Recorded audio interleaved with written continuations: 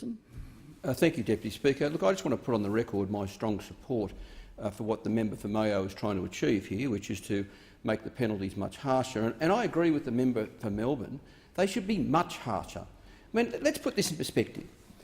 If someone, anyone, a member of parliament, a business, a welfare recipient, if anyone knowingly and deliberately takes a sum of money from the Commonwealth, steals a sum of money effectively, whether it be a few $100s or a few $1,000s, that's theft, and that should be regarded as a criminal matter. For some reason we have this idea that if an MP effectively steals a sum of money from the taxpayer, then we can just we might shame them and we might ask them to pay back a little bit of extra as a fine, but otherwise it's okay. How would we treat someone who tried to defraud Centrelink of $1,000? The police would go after them and put them in front of a judge. What would we do if a business tried to defraud the Commonwealth for $1,000? The police would go after them and we'd try and drag them in front of a judge in a court. There is no reason for this exemption for members of parliament that they should pay some paltry little fine and maybe get a slap on the wrist and maybe named and shamed.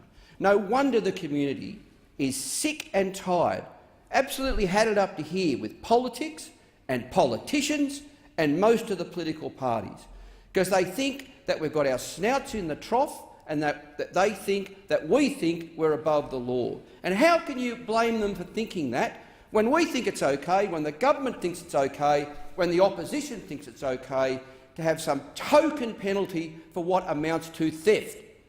If a member of parliament trips around this country and does on that trip what any reasonable person would say is substantively a private matter, and then they sign a form to say it was for official purposes, then that is theft.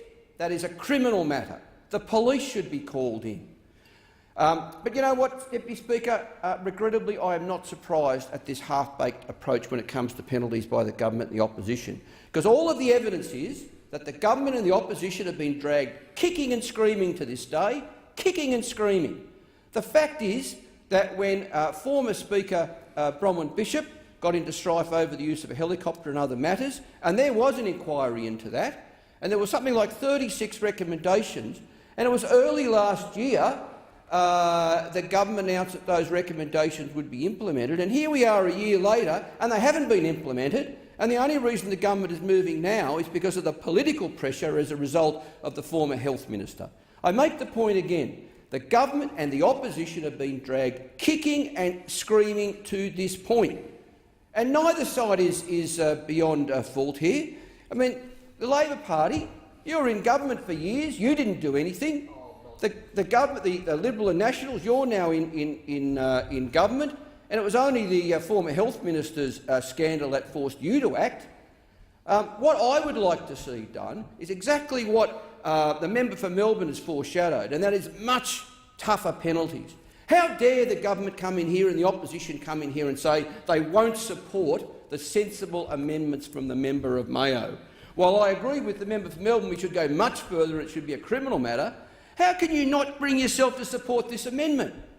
It really does, I think, go to demonstrate that you have been dragged kicking and screaming to this point in time. It'd be nice if you addressed your remarks through the chair, member for Denison. I beg your pardon, Deputy Speaker? You could address your remarks through the chair. My apologies, Deputy Speaker, my apologies. But it just goes to show that both the government and the opposition have indeed been forced to come in here most reluctantly, totally against what they would rather be doing right now. They don't have their heart in it. If Labor had their heart in it, Deputy Speaker, they would have acted on this years ago. If the government had its heart in it, they would have acted on the 36 recommendations a year ago. They don't have their heart in it. They don't care about this. They will keep working together cooperatively to diminish reform in this area, because, quite frankly, too many of them have got their snouts in the trough, Deputy Speaker.